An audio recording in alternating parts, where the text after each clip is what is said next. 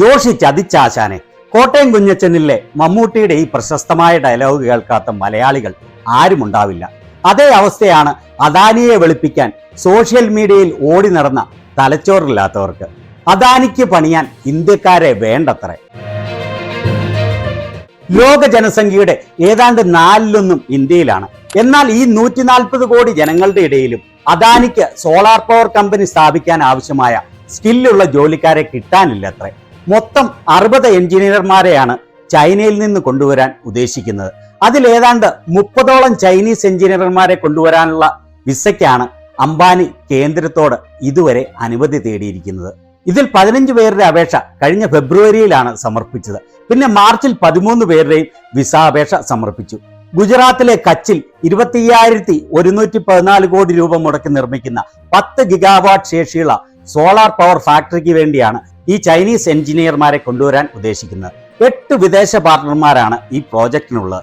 എല്ലാം ചങ്കിലെ ചൈനയിൽ നിന്ന്. സംഘികൾക്ക് ഇതെങ്ങനെ സഹിക്കും? ഓൾറെഡി ചൈന അരുണാചലിലും ലഡാക്കിലുമായി കിലോമീറ്റർ കണക്കിന് ഇന്ത്യൻ ഭൂമിയാണ് കയ്യേറിയിരിക്കുന്നത്. അതിൽ കേന്ദ്രം മൗനം പാലിക്കുകയാണ്.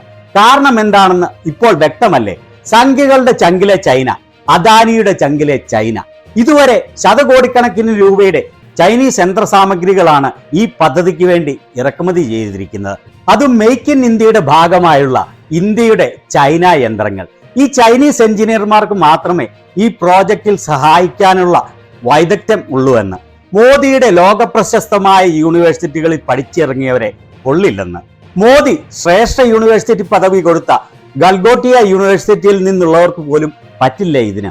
ഞാൻ സമ്മതിക്കുന്നു, ചിലപ്പോൾ ചില പ്രോജക്റ്റുകൾക്ക് വിദേശത്തു നിന്നും വിദഗ്ധരെ കൊണ്ടുവരണമെന്ന്. പക്ഷേ ചൈനയിൽ നിന്ന് ഒരു സംശയം കൊണ്ട് ചോദിച്ചതാ.